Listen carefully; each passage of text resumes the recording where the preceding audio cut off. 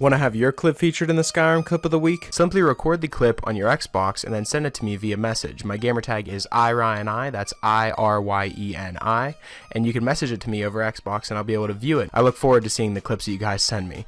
Now moving on to the video.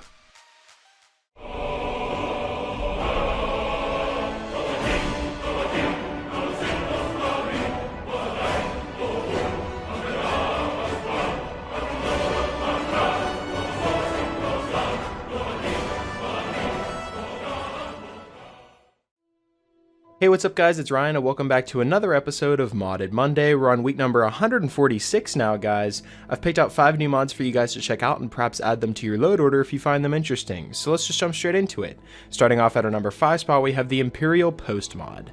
Now the mod page reads that news in Skyrim is a strange combination of rumors, word of mouth, and magical knowledge of things that's happened. This mod aims to change that into a lore-friendly manner by adding the Imperial Post, which is a fair and balanced news agency which sends quickly written additions to many of the inns and taverns in the province of Skyrim. But beware, due to the Civil War, the deposit locations may be tainted with Stormcloak propaganda.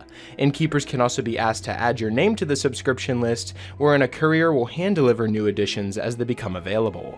Now how the mod works is chests have been added to several inns and taverns across Skyrim and Solstheim. They can be found at the bar, and once per day, which is about 4 AM, the chests will become updated with additions related to the player's actions, and may randomly include false additions with Stormcloak propaganda. The player can optionally subscribe to the Imperial Post by speaking to the innkeeper at any inn or tavern. Once subscribed, a courier will deliver news editions every 4 days. So after the Unbound quest is completed, the courier will additionally deliver a reminder note to the Imperial Post subscription option if you're not already subscribed. And then of course the Stormcloak friendly innkeepers will offer to subscribe the player to the Stormcloak news. The articles and editions are intended to be relatively short and have a distinct faction friendly tone. So depending on which side you choose, whether it be the Stormcloak or the Empire, you'll have news related to that topic. So I really like this mod because it answers that question that I always had from the vanilla game: how do these rumors spread? Is it word of mouth or magical knowledge as it said through here, or is it through the Imperial Post, which is now a news agency that covers news such as what's going on in Skyrim or what the player has actually done, which I think is amazing.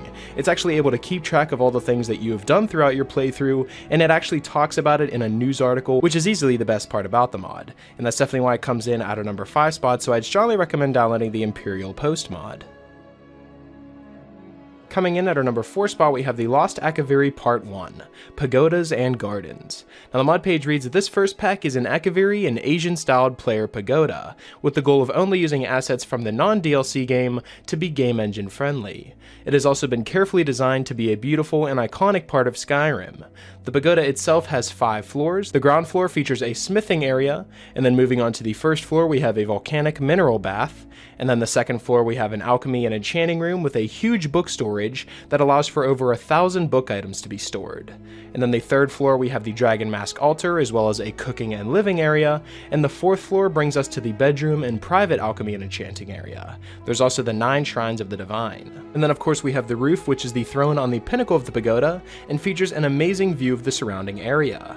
We also have the gardens, which is a small Japanese-style garden with decorations and harvestable fish and plants, plus many other features such as gates. Everything in the design of the pagoda is made to be easy to use, and there's non-responding chests and wardrobes which cover most types of items, including a junk drawer for all that heavy-duty clutter.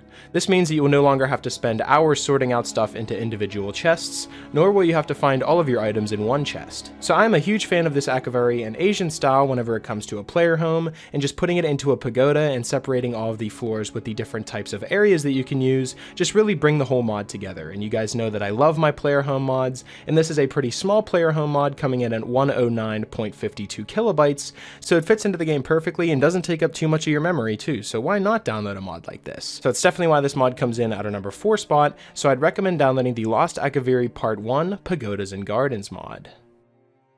Coming in at our number 3 spot, we have the Waking Nightmare Player Home mod. Now the mod page reads that deep beneath the Rift and Rataways lies the Underkeep, hosted by Zirin, a sorcerer and a madman who has recently entered into the compact of Vermina, who is the mistress of dreams. Now his consciousness lies imprisoned deep within a nightmare of the Daedric Lord's design. Yet for a soul deranged enough, such a place might serve a worthy domicile. Do you dare call the nightmare of the lunatic home? This house features all of the vanilla crafting stations, including a custom alchemy lab, enchanting table, and smelter, as well as 3 custom storage containers such as a stockpile, an alkulite cache, and an examination table, plus an additional overturned cabinet. There's 3 mannequins, 3 bookcases, 8 weapon racks, and 3 unique weapon displays, and there's also a new spell called Awaken, which allows you to return to the nightmare whenever you would wish, and then you can cast it again to return to your previous known location. So this is a very different type of player home mod, and I just want to show you guys what all this mod has to offer, so let's begin a brief tour.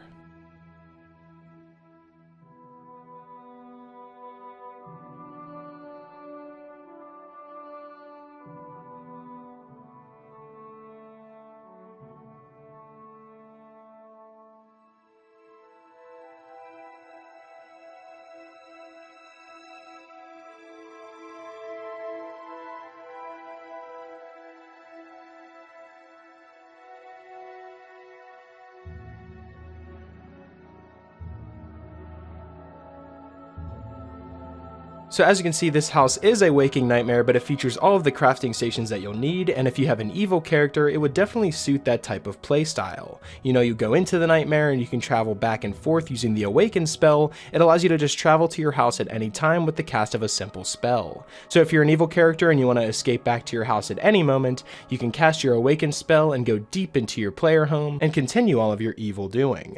And that's definitely why this mod comes in at our number 3 spot, so I'd strongly recommend downloading the Waking Nightmare player home mod.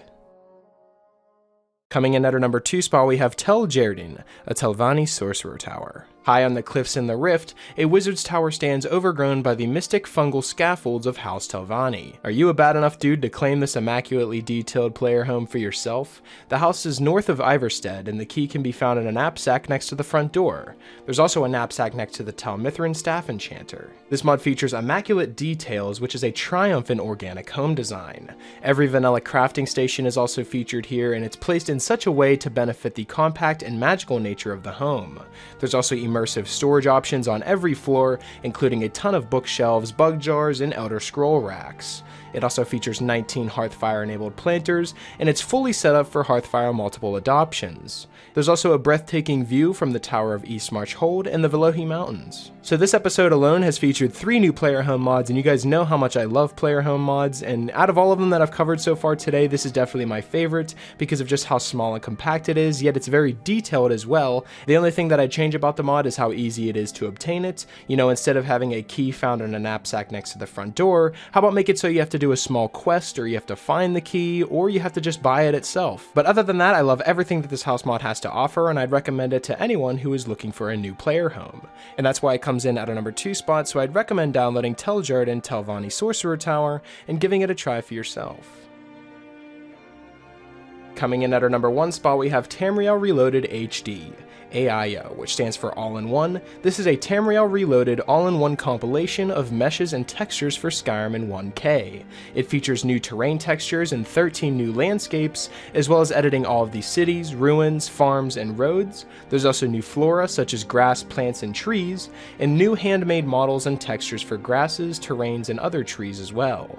There's new interior textures for ruins, forts, rataways, caves, and mines, and different mountain textures for each hold. This mod is very similar to the Skyland All-in-One mod, as it changes so much into the game, so you cannot have Skyland All-in-One and this one running side by side. I would definitely recommend deleting one if you're going to have them, but don't have both of them together. And the Tamriel Reloaded mod looks beautiful. As you can see, I'm walking around and showing you all of these new landscapes and city changes, and it looks amazing. You know, it fits into the style of Skyrim a lot better, and it has the 1K textures, but I do think I'm going to stick with Skyland All-in-One, just simply because it covers more areas. You know, once Tamriel Reloaded continues to be updated and they add more to it, maybe it'll be better than Skyland All-in-One, and it'll be featured in a new load order. But nevertheless, this is a very impressive mod, coming in at 731 megabytes. It covers so much in the game that everything has been completely retextured to be 1K. I'm a really big fan of mods that feature everything into an all-in-one category instead of having to download each thing separately, taking up more of your mod spacing in your load order. Whenever it's an all-in-one mod, it makes it so easy to download and install and just run right into your character that it's just so easy to use, and it improves so much in the game just through one mod. So that's definitely why this mod comes in at our number 1 spot, so I'd strongly recommend downloading the Tamriel Reloaded HD All-in-One mod. So that's pretty much it for this week's episode of the top 5 Skyrim mods of the week. Hopefully you guys did enjoy, and if you did, I'd appreciate it if you left a like and subscribe if you're new. It really helps me out a lot. And if you have any suggestions for mods you'd like me to cover in future top 5 mod episodes, be sure to let me know in the comment section below, or you can follow me on Twitter. I'll be sure to leave my Twitter in the description, and you guys can follow me on there and leave me suggestions through there as well. Special shout out to my Patreon supporters. Thank you guys so much for everything that you guys have done for me. And yeah, that's pretty much it. Hopefully you guys did enjoy, and I will talk to you guys later.